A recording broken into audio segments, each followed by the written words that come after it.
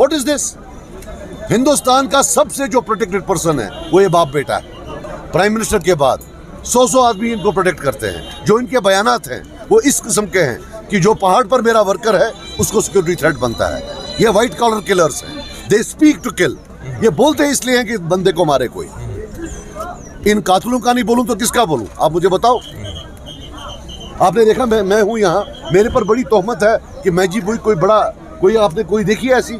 इन बाप बेटों में कोई होता है यहाँ किलोमीटरों तक किसी को घुसने नहीं देते, परिंदे को नहीं मूव करने देते हैं। और वो लोग फिर ऐसे बयान दें जिसे मेरे ये वर्कर जो हैं, मेरे लीडरान जो हैं, ये चालकू साहब हमारे कॉन्स्टिट्यूंसी, इनको तो एक बंदा भी प्रोटेक्ट नहीं करता है। ये मेरा डिस्ट्रिक्ट प्रेसिडेंट है, एक बंदा इसको प्रोटेक्ट नहीं करता है। वहाँ तो हल्का प्रेसिडेंट को भी सिक्योरिटी दे रखी है। बात सिक्योरिटी की नहीं है, बात यह है कि ये बंदे जो सिक्योरिटी में बैठकर ऐसे बयान देते हैं जिससे कि बाकी वर्ग जो जिस पार्टी के खिलाफ बोलते हैं, दे स्पीक टू किल। साहब 30 साल में 1 लाख लोग मरा है, उसमें से 10,000 इसी तरह मरा है, बयानों से, गॉसिप से।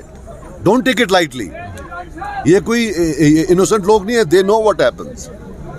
सजाद साहब, एक तरफ नेशनल कॉन्फ्रेंस जो है बीजेपी के खिलाफ इलेक्शन में हिस्सा ले रही है और मुसलमानों के खिलाफ बीजेपी को बता रही है, और दूसरी तरफ इंडिया अलायंस में शिवसेना का सपोर्ट, कैसे देखते हैं इस चीज को? ये आप उमर साहब से पूछिए, ये फारूक साहब से पूछिए कि हाउ कैन दे, जो लोग शिवसेना के हाथों मरे हैं मुंबई राइट्स में, उनको उनकी कब्रों के साथ क्या कर रहे हैं? और खैर ऐसा तो है नहीं, मुंबई राइट्स के बाद तो ये बीजेपी के साथ बैठे थे।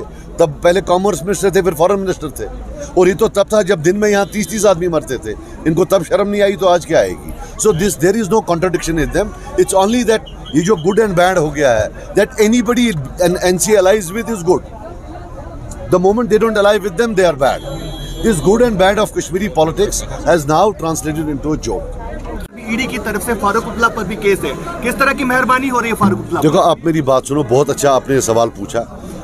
बिल्कुल सच है, दिल्ली के चीफ मिनिस्टर बंद है, लेकिन if फारूक साहब is outside jail, it is at the pleasure of BJP government. Now time has come to explain for both BJP and Dr. Farooq Abdullah कि मामला क्या है।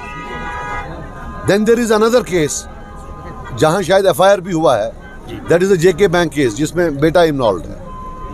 इतनी मेहरबानियां किस लिए एक दूसरे पर कर रहे हैं? सिर्फ इसलिए कि जो बयानात, पोलराइजिंग बयानात पूरे हिंदुस्तान में चाहिए होते हैं, वो नेशनल कॉन्फ्रेंस करती है, वो नेशनल पॉलिसी इशू करती है। खुदा का वास्ता लोग जागे और उठे कि कश्मीर का मामला नहीं, अब तो ये नासूर बन गए हैं पूरे हिंदुस्तान के मुसलमानों के लिए। Thank you sir.